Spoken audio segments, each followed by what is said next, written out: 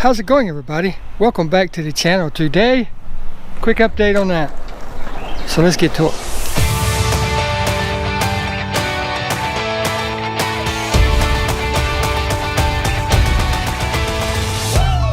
Here you go. It's almost done. I still have to put this trim along the top and bottom of each one of these doors and down that side. I made this into a Dutch door so that if we want to come out here and throw some grass clippings in, or bale of straw, bale of hay, whatever, I can open just one side of it. Pretty neat, huh? How you like that? Or you can open the whole thing. And yes, you can open the whole thing at one time. This reason I put this on here, I was going to put a slide bolt on here, but the wife wanted a way to lock it. So we actually have some locks inside that we're going to put on it. But all you have to do is put your lock or whatever you're going to use on there, and then the whole thing opens. There's one. As you can see, I'm going to rake all this out because I've been trampling on it. All the grass is dead. I have some ryegrass that I'm going to sow in here, keep it watered while we wait on the chickens. My wife, with all the green and white, you know, being the wife's coop and everything, she wanted some pink. So I painted the back side of that, and I painted that little insert pink. I painted the ramp pink for her. That's all the pink it's going to get.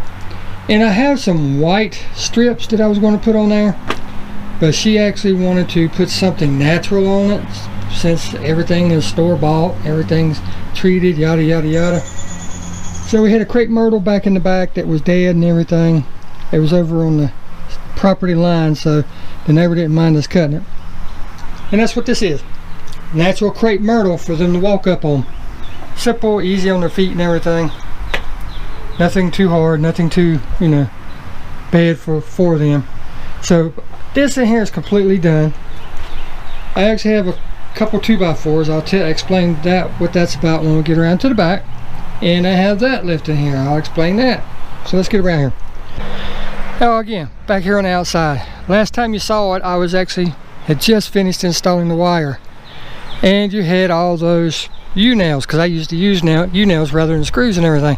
So what I did to hide all those screws and everything, I finished this off by putting 1x4s on the corners.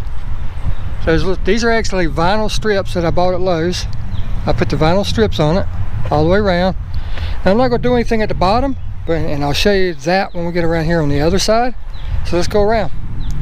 If you come around on this side, you can see that I have wire all the way around the perimeter. I've got it down both sides, I've got it across the front, and I have it across the back. That is a skirt.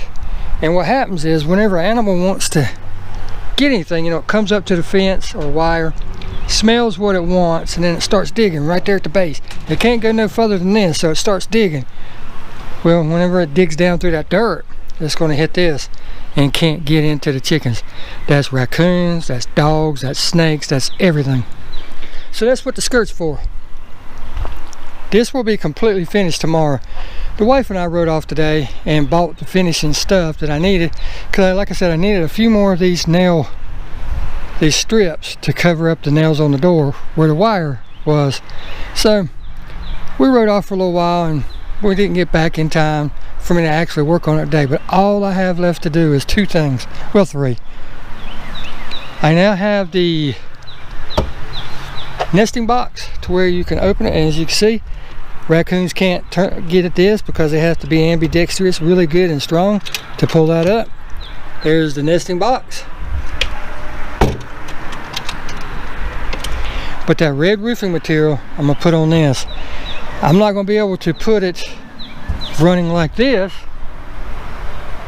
vertically. I'm going to have to run it horizontally.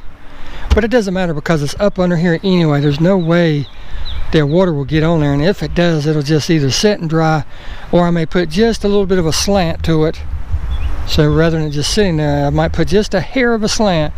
Maybe a, I don't know, 1/16 or a 1/4 inch. I mean, 1/16 or 1/8 of an inch. That way it ever so slightly runs downhill. That'll finish that off. And the very, very, very last two items I have that I have to do, and this is one of the things we went and picked up. As you can see, I put the I took some scraps that I had left from cutting the long pieces of that vinyl stripping and put around the windows so that the chickens won't hit themselves on the ends of the wire. So I finished that off. I have the roosting pole sides done with the notches and everything. We're going to use the big sections, you know, the sections at least 1.5 inches to 2 inches round to go in those slots. And I actually have them, you know, 2 inches wide, but I actually have a V cut in the bottom of it, so that even if I use something smaller, when it drops down in there, it'll sit in that V and it'll lock in place. It won't want to roll and all that craziness. But that's that. All I got to do is put 2 poles there, and then I put the track for the door, which is what this is. For right now, it's just plexiglass. It'll be clear whenever I take the protective sheeting off of it. But I got to cut it to be the right size. So what I did was I had a few more extra strips. Let me get you over and show you actually. If you're going to use a sliding door, you got to have a track, right? Well, if you nail a piece of wood or screw a piece of wood to another piece of wood, it is pinned. So if you look really carefully, you can see a track there. So what I did was I nailed me 2x4s all the way up, right down, up and down both sides. Then I took some of that scrap vinyl pieces that I had that was that long and ran up the 2x4s, okay? Then I took and put some scrap 1x4s over that.